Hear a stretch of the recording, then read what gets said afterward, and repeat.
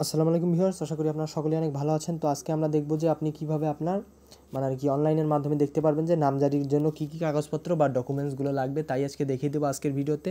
তো আপনারা জাস্ট করবেন একটা কাজ, সেটা হচ্ছে যে প্লে স্টোরে গিয়ে দলিল সেবা অ্যাপ্লিকে সার্চ করে দিবেন। জাস্ট অ্যাপটি এসে যাবে। আমি যদি ওটা দেখাতে চাই তাহলে একটু সময় বেশি লেগে যাবে, তো শর্ট সময়ের মধ্যে একটু দেখানোর চেষ্টা করবো এবং পুরো বিষয়টি বুঝিয়ে দেওয়ার চেষ্টা করব। চলুন তাহলে মূল প্রসেসে ঝাঁপিয়ে পড়ছি। তাহলে দলিল সেবা অ্যাপে আমরা চলে আসব।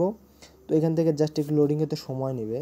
তো একটু নিচে চলে আসবো। এখান থেকে দেখতে পাচ্ছেন যে খতিয়ান ও নামজারি 2 নাম্বার অপশনে দেখতে পাচ্ছেন। তথ্য সেবার নিচে 2 নাম্বার ছকের এই দিকে আছে, এটা 3 নাম্বারে। তো এখান থেকে একটু নিচে চলে আসবেন। একদম নিচে নামজারি ও প্রয়োজনীয় যেটা ফিজ আছে সেটা, নামজারি ফিজ ও প্রয়োজনীয় কাগজপত্র এখানে দেখতে পাচ্ছেন। ভূমি মন্ত্রণালয় 30/6/2015 থেকে এটা পরিপত্রটা যেটা জারি হয়েছে অনুযায়ী নামজারি মিউটেশনের জন্য প্রয়োজনীয় ফি, আবেদনের জন্য কোর্ট ফি 20 টাকা টোটাল, কোর্ট ফি মাত্র 20 টাকা। নোটিশ জারি 50 টাকা, মাত্র 50 টাকা। রেকর্ড সংশোধনের জন্য বা হালকরণ ফি হালকরণ ফি যেটা বিগেস্ট 1000 টাকা, এবং প্রতি কপি মিউটেশন খতিয়ান সরবরাহ বাবদ 100 টাকা। টোটাল যে হিসাবটা আসলো 1170 টাকা, যেইটা হিসাব আপনারা সবাই জানেন। তো এইটা আর আপনারা কোনো সময় নিজের নামজারি নিজে করার চেষ্টা করবেন, অন্যকে দিয়ে করার চেষ্টা করবেন না, এতে আপনি বিপদে পড়তে পারেন। তাহলে এখান থেকে যদি আসি, নামজারি আবেদনের প্রয়োজনীয় কাগজপত্র, সর্বশেষ নামজারি ও জমাভাগ জমা একত্রীকরণের খতিয়ান প্রযোজ্য ক্ষেত্রে সর্বশেষ গেজেট প্রকাশিত খতিয়ানের কপি, ওয়ারিশ সনদপ্রাপ্ত আপনার ওয়ারিশ যে আছে, প্রযোজ্য ক্ষেত্রে অনধিক 03 মাসের মধ্যে ইস্যুকৃত, 3 মাসের মধ্যে ওটা ইস্যুকৃত মূল দলিলের ফটোকপি সার্টিফাই কপি, মূল দলিলের ফটোকপি বা সার্টিফাই, যেটা নকল বলা হয় সার্টিফাই কপি, নকল যারা বুঝে নেন তারা বুঝতে পারছেন আশা করি।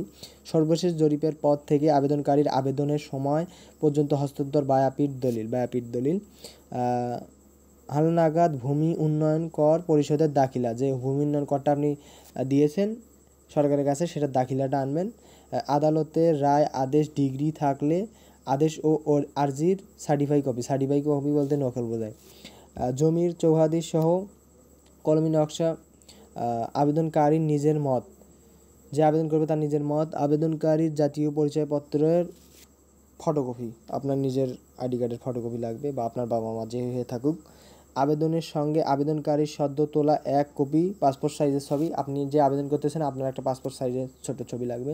আবেদনকারীর পক্ষে মনোনীত কোনো ব্যক্তির শুনানিতে চাইলে ছবিসহ হলফনামার কপি লাগবে। শিল্প প্রতিষ্ঠানের ক্ষেত্রে বিডা কর্তৃক নির্ধারিত কাগজপত্র, যেগুলো নির্ধারিত বিডা কর্তৃক কাগজপত্র আছে সেগুলো নেবেন। বিশেষ দ্রব্যষ্ট যেটা হচ্ছে শুনানি গ্রাহককালে দাখিলাকৃত কাগজের মূল কপি অবশ্যই আনতে হবে।